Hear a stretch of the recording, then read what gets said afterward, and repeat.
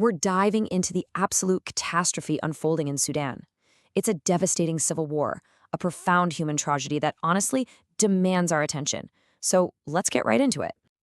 Just let that sink in for a moment. That's a quote from United Nations experts. And no, that's not an exaggeration.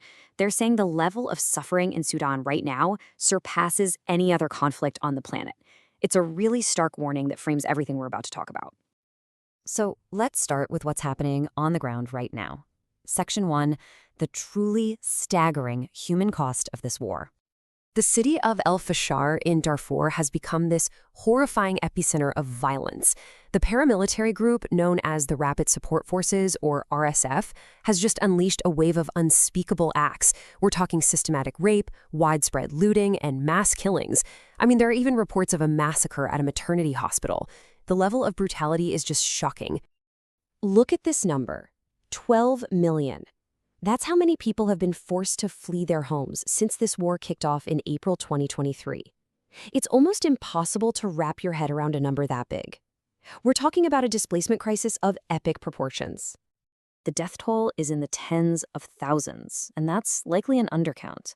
But there's something else happening here that's particularly chilling. The perpetrators, these RSF militants, they've been filming their own crimes, posting videos of these atrocities all over social media. It shows a complete and terrifying belief that they can get away with anything. Now, it's really important to be clear here. Both the Army and the RSF are accused of committing war crimes. But the actions of the RSF, especially their targeted violence against Sudan's non-Arab communities, are being described more and more by observers with a very heavy word: genocidal. So the big question is, how did it come to this? Because it wasn't that long ago that there was this incredible glimmer of hope for the country. In our next section, we'll look at how that dream of democracy was so tragically derailed. This timeline really shows the rapid descent. Back in 2019, you had these massive public protests that actually worked. They overthrew the longtime dictator Omar al-Bashir. There was so much hope. But that hope, it was so short-lived. Just 2 years later, in 2021, the Army and the RSF, who were supposed to be guiding the transition, they staged a coup together. And then by 2023, that fragile alliance completely shattered, plunging the nation into the nightmare it's living today. To really get what's going on in this war, you have to understand the two main players. They were actually allies once, but now they're locked in this brutal fight for total control. And you absolutely cannot understand the RSF without knowing where they came from.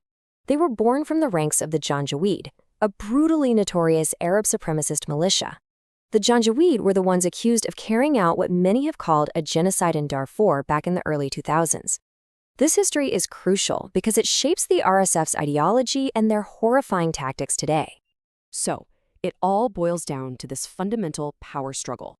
On one side, you have the official Sudanese Army. On the other, you have the incredibly powerful paramilitary, the RSF. While the Army controls large parts of the country, the RSF has this stranglehold on its home turf in Darfur. And the spark that lit the fuse for this whole civil war? It was the Army's demand that the RSF be absorbed into its ranks. The RSF leadership saw that as a direct threat to their power, and they fought back, violently. And make no mistake, this isn't just an internal fight. The war in Sudan is being fueled by powerful outside players, and they all have their own agendas. Yeah, so you've got these regional heavyweights picking sides. Egypt is backing the official Sudanese military. Meanwhile, the United Arab Emirates, the UAE, is supporting the paramilitary RSF. And what this does is it turns a civil war into a dangerous proxy conflict, with foreign weapons and money just pouring in, fanning the flames and prolonging the agony for millions of people. Given this absolutely catastrophic situation, there's an urgent, desperate call for international action. So what can actually be done to stop this country's freefall?